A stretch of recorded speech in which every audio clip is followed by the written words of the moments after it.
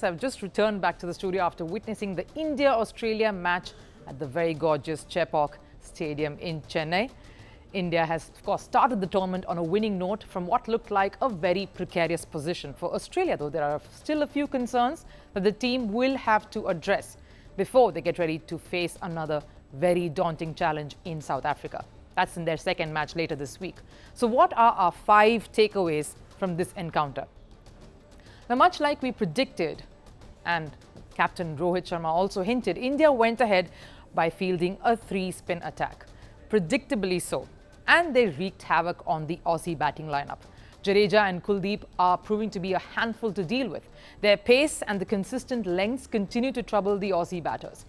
Ashwin may not have been just as successful when it came to the wickets column, but the 3 of them were enough to cause a lot of worry lines for Australia.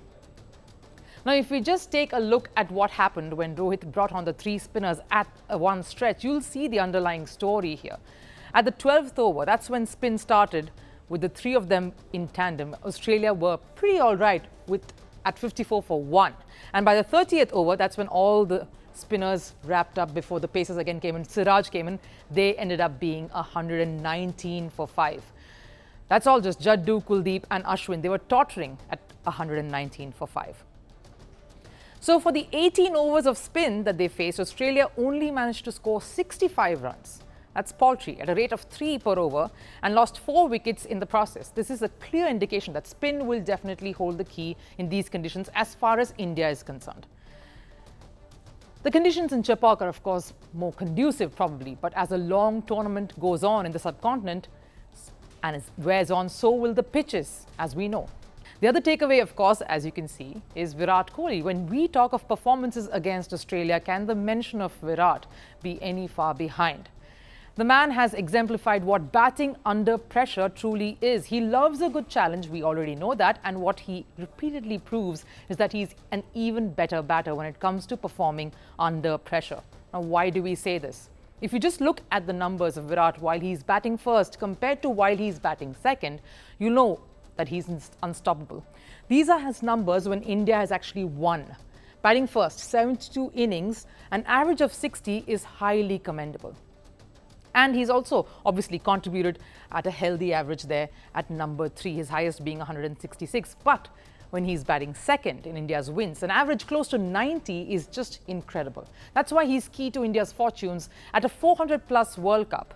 Virat will hold the key, and after he was dropped by Mitch Marsh when he was on 12 and he mistimed that delivery from a fiery Josh Hazlewood, he just put his head down and scripted something special.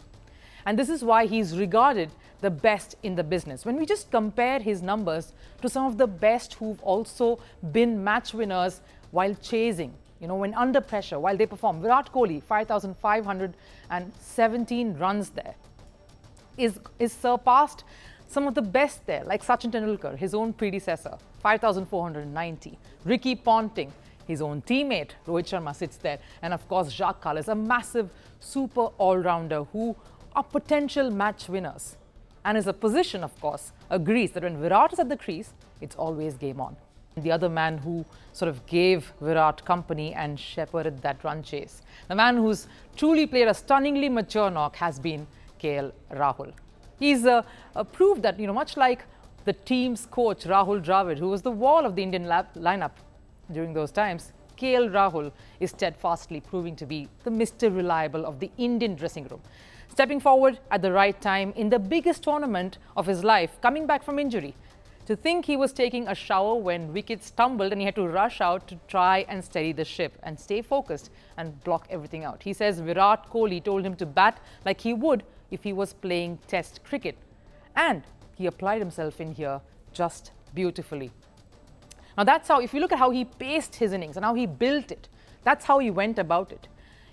We talk about the first 20 balls when he took it slow, just 12 runs. And then, of course, he built on it. 40 balls, he took 28 runs. And by the time the 40th ball was bowled, by the time the 60 balls were bowled, he again progressed to 43. He slowed down a little bit when he crossed that 50 half-century mark, and we'll tell you why. But while the team was in trouble and Aussie bowlers were breathing fire, he might have started slow, got his eye in, but slowly built on the momentum.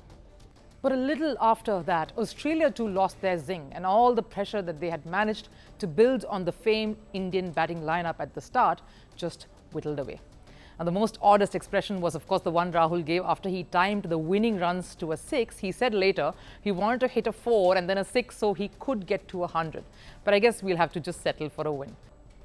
Now, Australia didn't get it all wrong. They did manage to get one positive from their encounter from last night at Chepauk. They will be disappointed about a few things, but one thing that they will surely be happy about is their pace unit.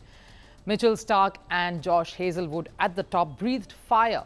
They created the right amount of pressure on the Indian top order. Yes, some loose shots were played, but they kept the pressure up to create the perfect cauldron for Virat and Rahul at the start. Now, if we had to just look at the first 7 overs itself, the two took 3 wickets and gave away just 19 runs in the 7 overs that they bowled. That was their first spell. That's how lethal their first spells turned out to be. In fact, Rahul also slowed down a bit after his 50 when Hazlewood came back to bowl. He had built up the right impact, but a pity the others couldn't really carry that through.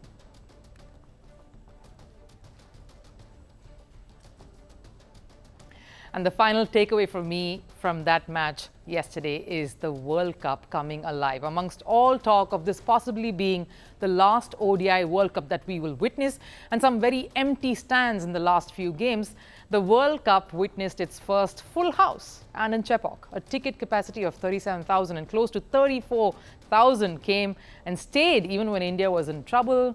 Dressed in a sea of blue, they continued to stay there and watch the proceedings. It was definitely a sight. We hope this momentum only continues and the other stadiums then catch up and fans take to some of the other teams in the tournament as well to provide the right impetus. It's the dream of every cricketer, the ultimate glory. Few manage to keep their date with destiny. But for many, it's been heartbreaks and a cross to bear. The Holy Grail is here in India. I'm Rupha Ramani and Firstpost brings you the ringside view. We bring you the Cup of Dreams.